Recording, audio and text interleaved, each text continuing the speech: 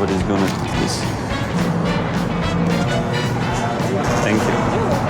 Alright, it's 2 miles away, guys. 7 minutes. Hello, food deliveries? Nice. Alright. Shows it.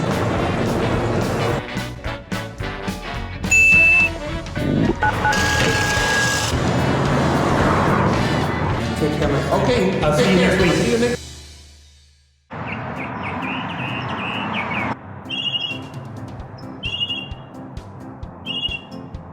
Good morning, guys. It's another beautiful day here in the city, and today we're gonna do some Uber Eats and deliveries as usual. You know, it's Wednesday, 10 minutes to 7 a.m. in the morning. Let's see how I do today.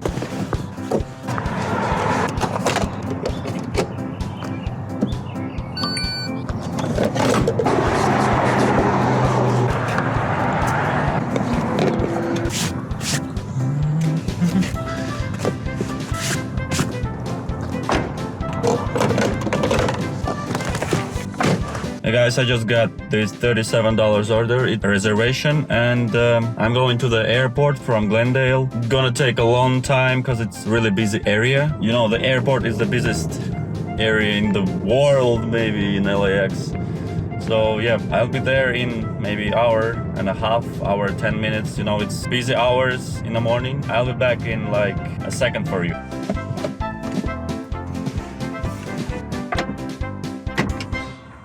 Hello, morning.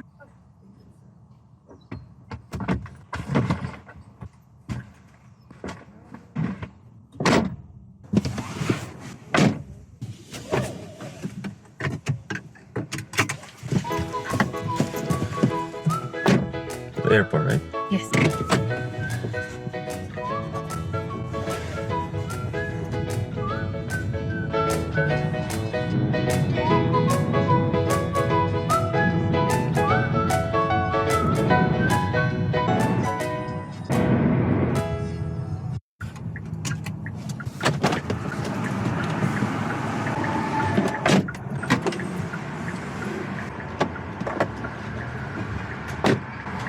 Welcome. Have a good day. Okay guys, just finished this trip to LAX. Surprisingly, it's not busy in the terminals area, but of course it was a big traffic in the city in LA. Oh wow, she left us $80 tips. Thank you so much. That was really good order. And now I'm waiting to get my priority line so I can wait for another trip here. Sometimes it gives trips when you are currently in the terminal area, but usually you have to go to the pickup zone and wait there in a priority line or in just a general one.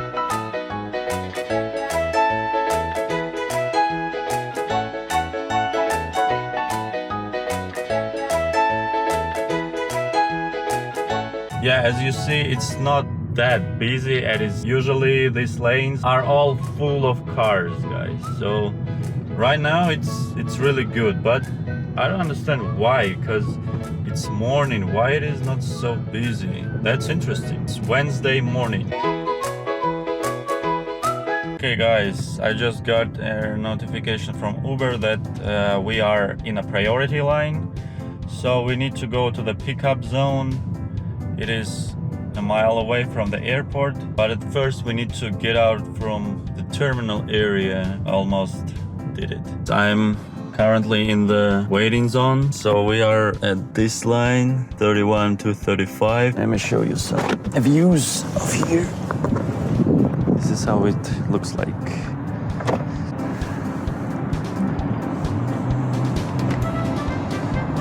People park here to wait on this line. Oh, someone got an order moving.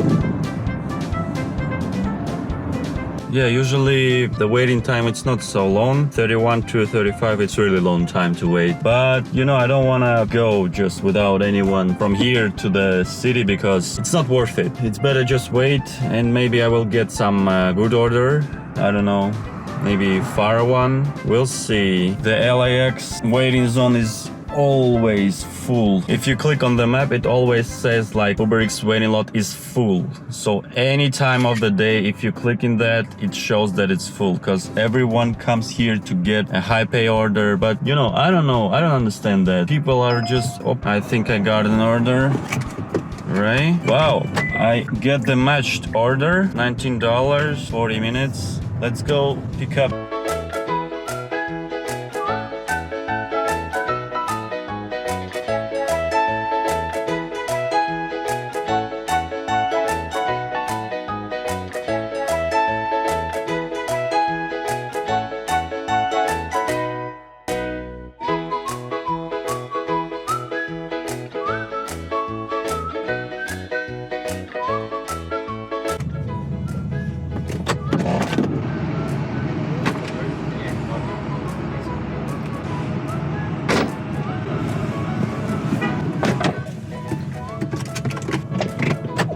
Historic hotel, right? Yeah, thanks for it.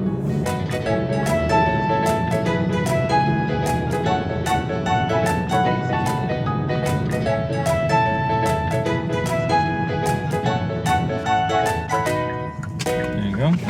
Yep. Have a good day. Thank you.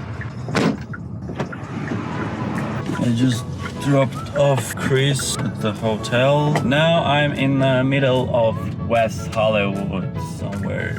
It is a really busy area. I hope I'm gonna get my order soon and I'll keep you updated, okay? Yeah, as I thought, guys, it was not too long wait, so now I'm on my way to Rob, 1.6 miles away from me, 6 minutes drive, and let's go pick it up. We are going to Santa Monica. Gonna be about 40 minutes, I guess.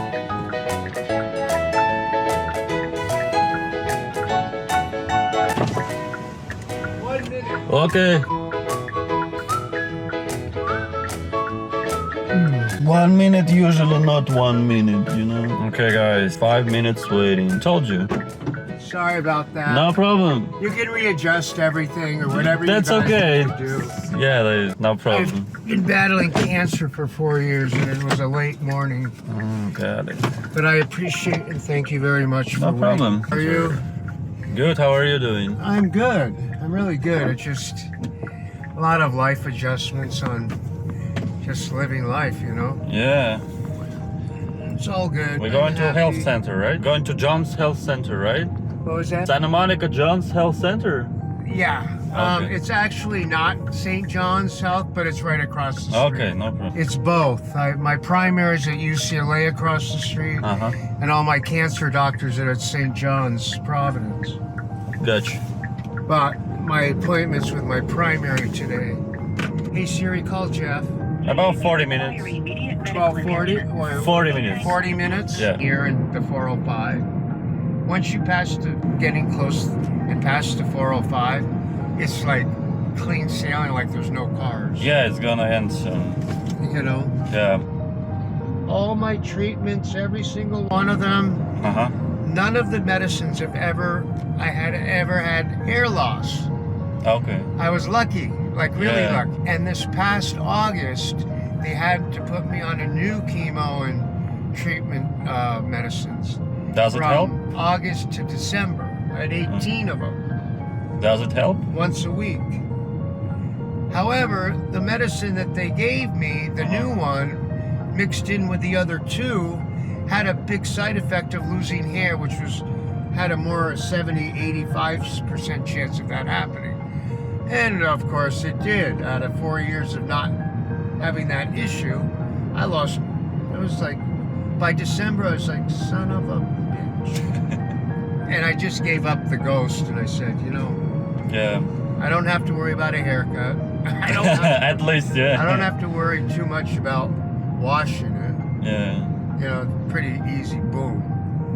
And I don't have to worry about styling it. Yeah. I don't have to worry about all the shit in the mirror about it. So I did a couple, Just- 2-3 different ideas of what to do to cover the head. And I came up with, I used to love when I was a teenager, you know, these caps, these handkerchiefs I got on.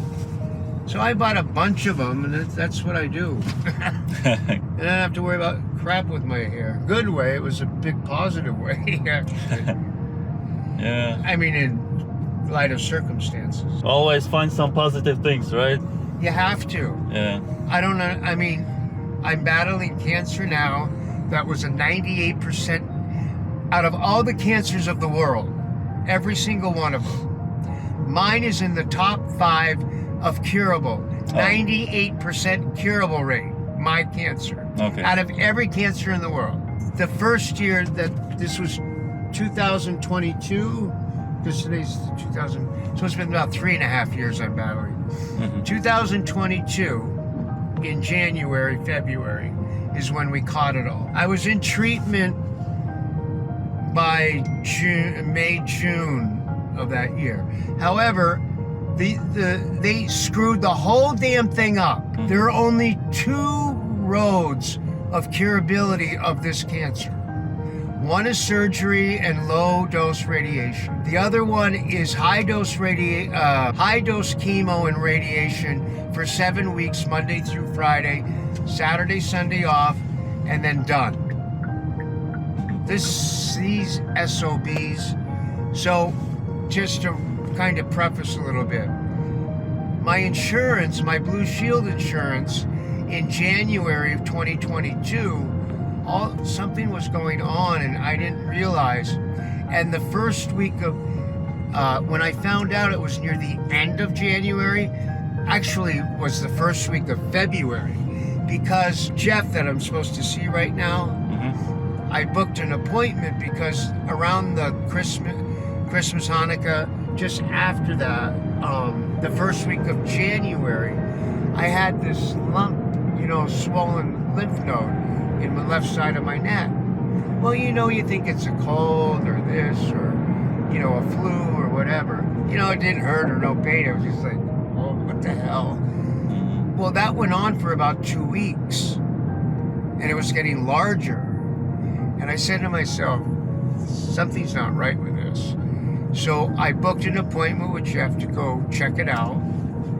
And the other thing is I didn't have a cold or anything. I felt perfectly fine on top of it. So it was like, okay, what the hell is going on? Well, Jeff's like going on right now, and I didn't bother. I should have called Jeff earlier, but they booked me for this first week of February.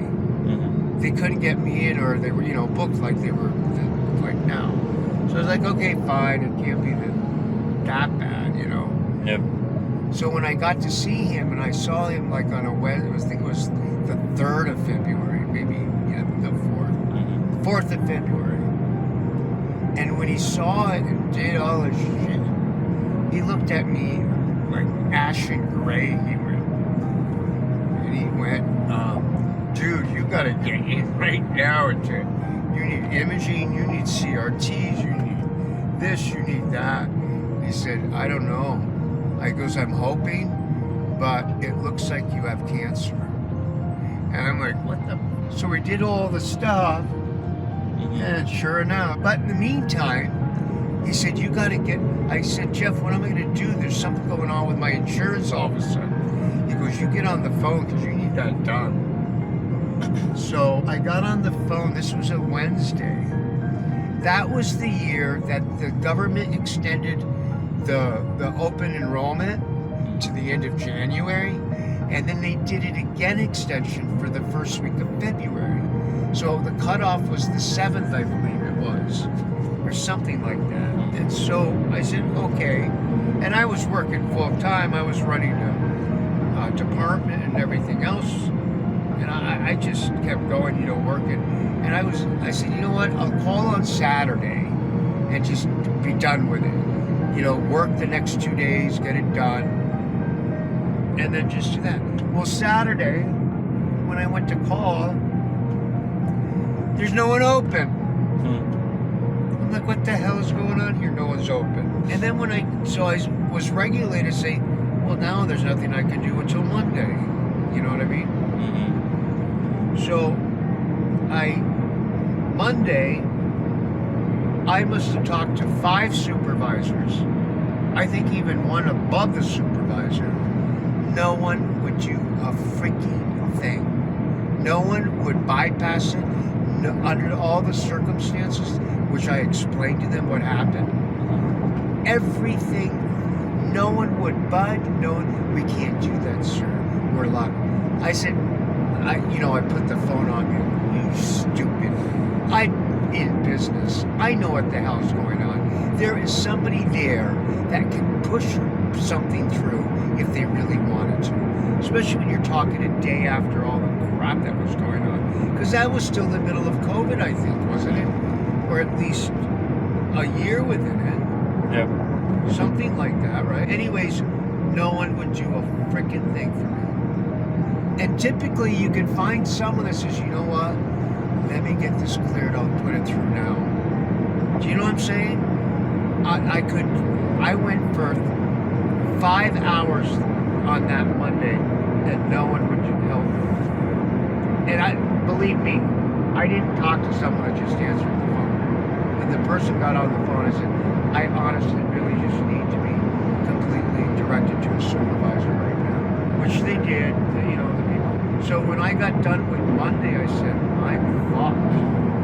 So what they had to do was they had to regulate me to USC from all my doctors here. If you know anyone, family, friends, anyone that even attempts to go to USC, you tell them, don't you dare to take your life in your hands. I'm telling you right now. I had roll a year later when I finally got all back, everything secured with Blue Shield again, and got everything back over here. They set me up with a dental oncologist that has to coordinate with radiology because all the radiation's in the head and neck. And my dental oncologist, he's since 1972, he's like the premier dental oncologist in the frickin' United States. Anyways, he said to me, he goes, I don't understand what they did to you. All this work, they pulling your teeth that shouldn't have been pulled. And he goes, this is absolutely ludicrous. He goes, something's wrong. So when I saw him after the first 2-3 times, when I showed up for some appointment, he said to me, hey Rob, just so you know, I called an administrator, colleague, kind of semi-friend that I know at USC to inquire and find out what the hell they're doing. He goes, you're not going to believe when I got off the phone with him. He goes, when I got off the phone with him, I seriously considered of retiring. So just to roll up, the dude's been in practice since 1968 or 72. And he's like going, I think he's in his 70s. And he's still going strong, but he said this incident, he was ready to retire. And I said, why? What the hell happened? And he said, they're operating their procedures over there from 1972. This is 2025. Yeah. He goes, can you believe that? That's absolutely archaic. And I'm like, what the hell are you talking? He goes, yeah, I can't believe it either. And he said the last word about all of that from this person said that it's all political and insurance and Washington, D.C. and Obama. And I'm like, what the? He goes, yeah, it's fucked up, he said. And so I said, all right, that's a note in my feather in my skull to know at least.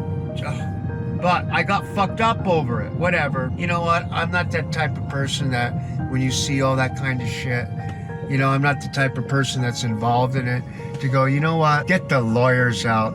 Sick them on the entire USC system at this point. That's just not me. And especially that was 2023, that was 2 years ago, I guess. Mm-hmm. But, I got enough to live with the cancer, taking care of myself. My mother lives with me, who's 80 years old, and I have responsibilities. I don't have time for that crap, you know what I mean? Yeah. It's like, what the hell am I going to take it with me anywhere, right? The hell? And everybody with money that doesn't know what to do with money doesn't know, they lose it anyway. It's, you know what I mean? It just, the whole thing doesn't, I'm just not that type of, I don't have that type of disposition and spirit. That's my story in a nutshell. Roll a little bit farther. We did the 7 weeks of radiation and the 7 chemos once a week in between for 7 weeks. I did 41 radiations, most of them in the head and neck. It had traveled 2 little, like M&M size, in one in the left and one in the right lung of cancer lesions. So they were tackling 2 areas. The primary aspect was to get rid of it out of the neck and throat, which they did. There were, and the 2 little ones in the left and right, they got rid of those too. So this was August of 2023. August of 23, we waited 3 months, took the PET scan and all the scans, and it looked like the cancer was cured. 2023, August to last year, a year ago, March 2024, I had 7 months reprieve of just greatness. And then March infiltrated this whole left lung. They had to take 2 liters out of my left lung because it infiltrated the pleural sac. What's funny, the doctor said, it didn't get in your lung. You have no new lesions. You don't, everything, your primary source is still cured in the neck and head, so that's good. He goes, for some damn reason, it invaded the pleural sac around your lung. And the liquid, it was causing me where I could hardly breathe. They took 2 liters of fluid out of there, out of the side. They said, you need surgery, because if you don't, we're gonna have to do this procedure every 6 weeks approximately of going in. It only takes 20 minutes. They put a damn tube in your back into your lung and they drain the fluid out. And that procedure is like a horrific. That procedure is horrific. It was, in the 4 years, that's one of the things in my treatments was like, I wanted to die.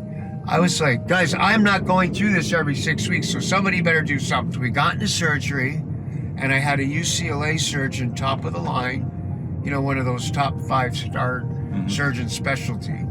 And she closed off the pleural sac so no fluid could go in. And it worked. Took 4 months to survive from the damn surgery, but by September I was good. However, we had to restart the chemo treatments, which we did in August. I did 18 up until December 17th, and we stopped that. The only thing I was on was an indefinite maintenance immunotherapy, couple hours every other week. Get rid of the rest of in the lung. And then, first week of February, I dropped like a ton of bricks on my left side in my home, and I couldn't get up. Thank God my brother was here on vacation for 7 weeks, from Hanukkah to second week of February. He stayed an extra couple of weeks because of what was going on. We went to the emergency room. They thought I was having a stroke. They thought I was still having the stroke. And this was the next day. How can someone go through a stroke for 24 hours? And I'm like, no, I don't know.